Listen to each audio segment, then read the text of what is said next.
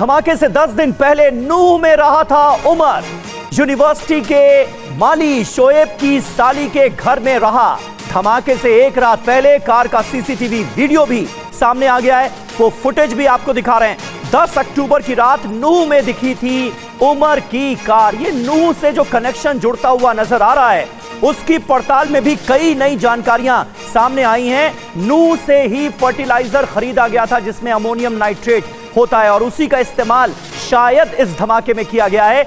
ये आशंका है। रात 1:23 पर दिखती है उमर की कार नूह के अंदर। ये देखिए तस्वीर।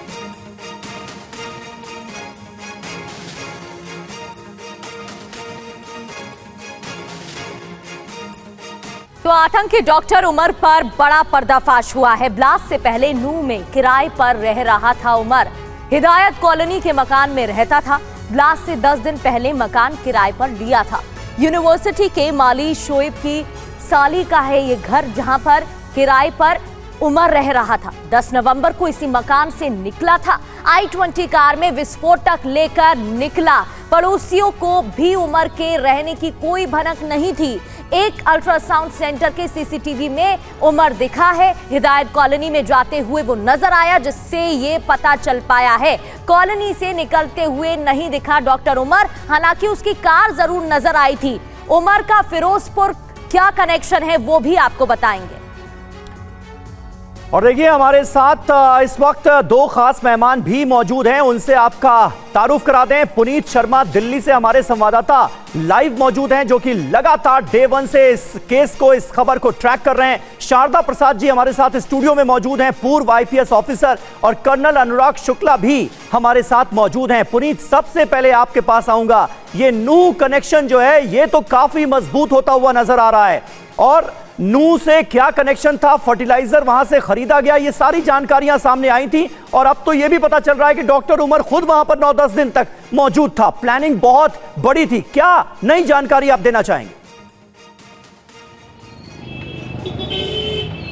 देखिए, धौज इलाका जो है वो मेवात के अंतर्गत आता है और ये नूह इलाका भी मेवात के अंतर्गत आता है। यानी कि मेवात को इन लोगों ने अपना एक तरीके से पूरा जो कह सकते हैं कंट्रोल रूम बना रखा था, और यही वजह है कि धौज से 360 किलो जो विस्फोटक था वो मिला। और अब ये जानकारी सामने आ रही है कि उस विस्फोटक को खरीदने के लिए जो पूरा सामान था वो नूह से खरीदा गया था। इसके अलावा 10 दिन तक लगभग नूह के अंदर ही एक कमरे में जो डॉक्टर उमर था वो रहा था। यानी कि जो 10 नवंबर की सुबह अपनी i20 गाड़ी लेकर के वो नूह के हिदायत नगर से ही निकला था। दरअसल ये जो कमरा था वो शोएब की साली का था और उसी ने ये कमरा किराए पर दिलाया था, जहां पर ये लगातार रह रहा था। लगातार किसी की नज़र उस पर ना पड़ रहे, बच रहा था। लेकिन जब वो एक ATM से निकला और एक गली के मोड़ पर उसकी गाड़ी जब कैप्चर हुई, तो यहाँ से सारा भेद खुला कि आखिर 10 दिन तक कहाँ था। तो ये साफ हो चुका है कि नूह का हिदायत नगर उसका हाइड आउट बन चुका था।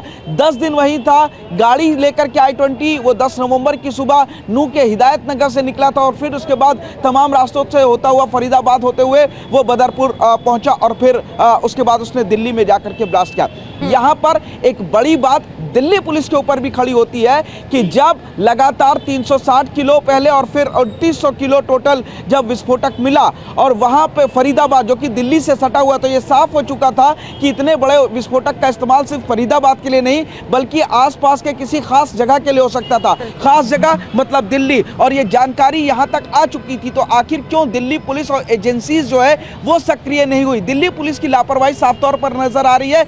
अगर दिल्ली पुलिस को उस i20 गाड़ी का नंबर मिल जाता, अगर फरीदाबाद पुलिस उसका नंबर पहले ही अल-फलाह यूनिवर्सिटी से जाकर के ट्रैक करती, तो शायद बदरपुर के रास्ते से जो गाड़ी अंदर घुसी, जो मोस्ट VVIP रोड यानी कि शाहजहां रोड, लुटियंस दिल्ली और इसके अलावा होते हुए वो लाल किला पहुंचती है, कनॉट प्लेस भी जाती है। तो ऐसी जगह होते हुए ये तो बहुत बड़ा लूपहोल रहा और कहीं ना कहीं सुरक्षा में बड़ी कोताही इसे कहा जा सकता है कि जो आतंकी फरार है, जिसके बारे में आपको पता चल चुका है, वो बाकायदा बदरपुर बॉर्डर के रास्ते न सिर्फ दिल्ली में एंटर करता है बल्कि तमाम अति संवेदनशील इलाकों में अपनी गाड़ी विस्फोटक से लदी घुमाता रहता है। कितनी बड़ी बात है, सुरक्षा में कितनी बड़ी कोताही है।